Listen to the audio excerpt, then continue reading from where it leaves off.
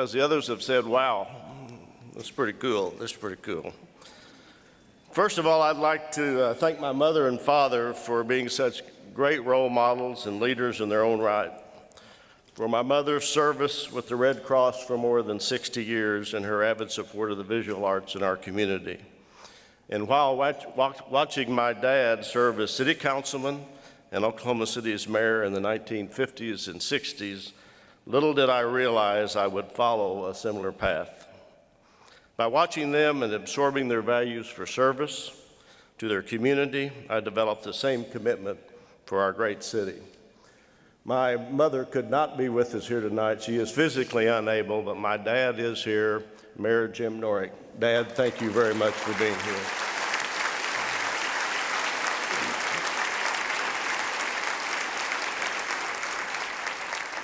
Now I want to recognize the love of my life and my best friend, my wife, Candy.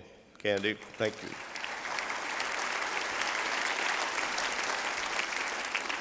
My daughter, Allison, my sons, Lance and his wife, Darcy, Kelly and his wife, Jennifer, my granddaughters, Emily and Caroline, my sister, Vicki, and her son, Alex, and his wife, Angie, who are all here tonight, my Aunt Dorothy, all my cousins and their children, my friends from Colorado, Florida, and Arizona who are here, thank you for coming. Thank you all. Secondly, I'd like to thank the voters of Oklahoma City. They actually believed when I said, as a politician, trust me. By a 54% to 46% margin, they passed a temporary penny sales tax in 1993 and raised $350 million for public projects.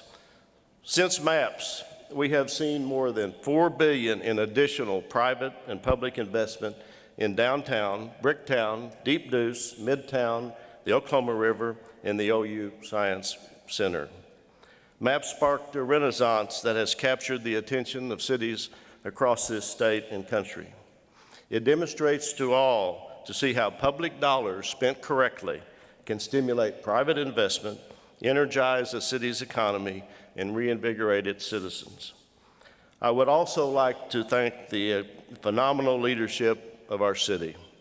From the strong leadership of our city council, city managers Don Bound, Glenn Deck, and our current city manager Jim Couch and his staff, to mayors Kirk Humphreys and Mick Cornett that served after me, they have all followed through with the vision we had for our city back in 1993.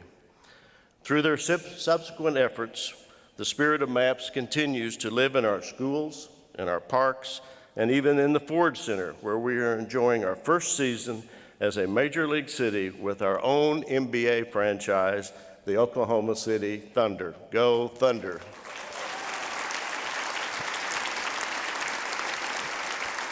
I was hoping to have an earpiece that I could get the score, but I don't have it, so we'll just have to wait and see how that turns out. This is an exciting time to be an Oklahoman. It seems like major new developments are being announced every week, and our economy is still strong despite the headlines we are reading from other parts of the country and around the world. That's just part of the excitement, however.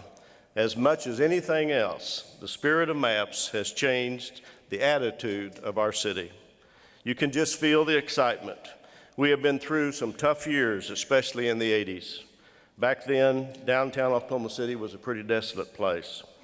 We were down to one downtown hotel. The office vacancy rate was astronomical, and the property investment in the district was almost non-existent.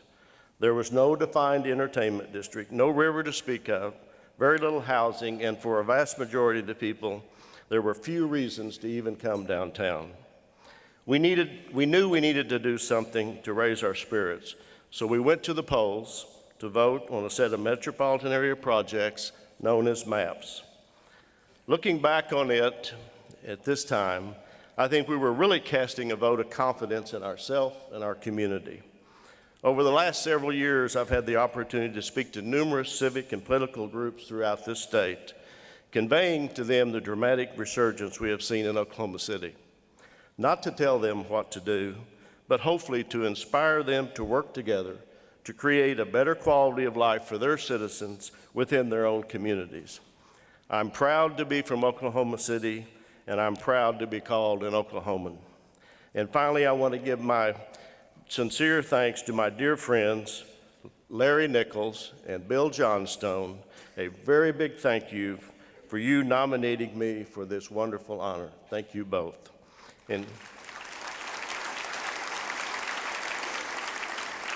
Inclusion in the Oklahoma Hall of Fame is a distinction that touches me deeply, one that I will always cherish.